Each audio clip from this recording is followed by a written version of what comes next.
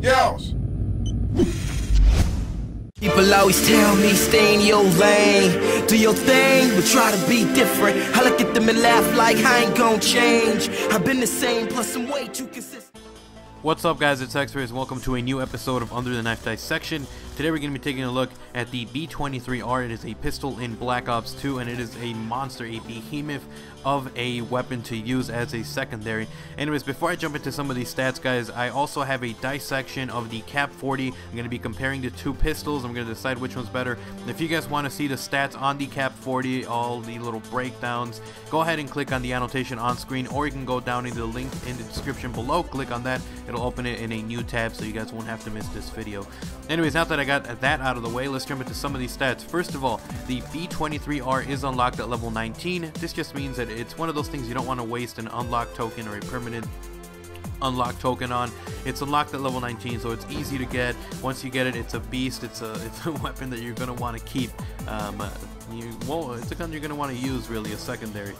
Anyways, so apart from that, the B23R is a 3-round burst weapon. It's actually the only 3-round burst pistol in the game, and it's, you know, kind of like a little bit of a nod to the Rafikas from Modern Warfare 2. You know, it's an amazing weapon, and making a 3-round burst is very unique.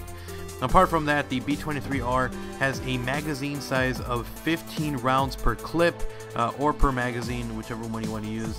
And if you pop extended mags on this thing, it actually jumps up to 21 rounds in a magazine. It's not the best, it's not the worst, definitely the worst actually being the TAC 45 with only 13 rounds in a magazine.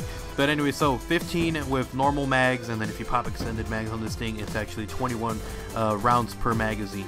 Apart from that, the B23R has an insane amount of damage. It does 45 damage up close, and its drop off is all the way down to 19. It's a very steep drop off, but the max damage is insane, 45. It's actually tied with the Cap 40 as the most damaging pistol in Black Ops 2.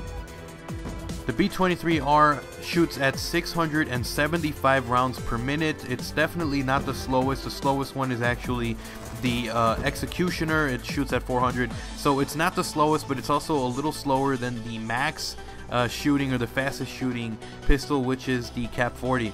The B23R has a time to kill of 0.1335 to 0.4004 of a second, so it actually takes a little bit longer at its max distance.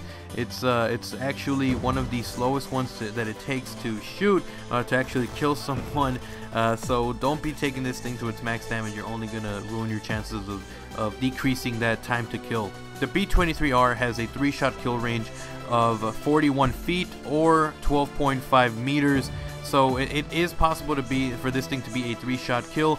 Anyways, apart from that, you're looking at the chart on the screen. The B23R is a 3 to 6 shot weapon. Again, you don't want to be shooting someone from a distance. It's only going to, you know, lower the damage, and it's going to increase the amount of bullets that you have to put into someone to kill them. So stick to staying up close.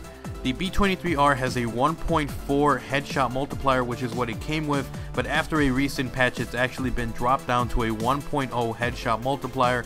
That means that it was before possible to get 2 shots to kill, but now it's a 1.0, which basically means don't go for the head. There's no point in going for it. The B23R has low hip spread. Again, this is the same with most pistols apart from the Executioner, which actually has a wider kind of hip spread.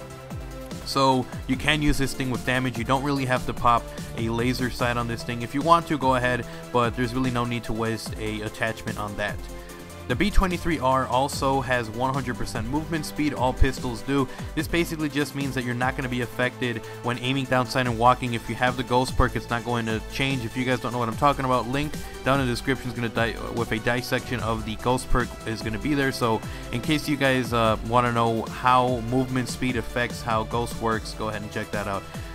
Anyways, apart from that, the B23R has a knife speed of 1.05 seconds. So it's actually the same, it's pretty standard among pistols. It's definitely faster than the TAC 45, which has a slower knife speed, but apart from that, it's the same across the board. The B23R has a 0.13 ADS in and ADS out. It's the same across all the pistols. The only one being a little different is the Executioner and the Cap 40, which is actually a little bit faster at aiming down sight. Again, pretty standard numbers, so nothing to see here really. The raise and drop time of the B23R is 0.28 and 0.32. So, you know, just it's a lot faster in assault rifles, SMGs. It's a pistol, so you're going to be pulling it up and pulling it down rather quickly. The B23R takes 1.62 seconds to reload if you have at least one bullet in the chamber, and if you were to reload cancel, it would drop down to 1.12, and if you are fully reloading, you went down to the last bullet and it goes through the full animation, it takes 1.8 seconds to reload, and if you reload cancel, it drops down to 1.18. The B23R also has very clear iron sights. This just means that you don't have to pop an optic or any kind of sight on this thing.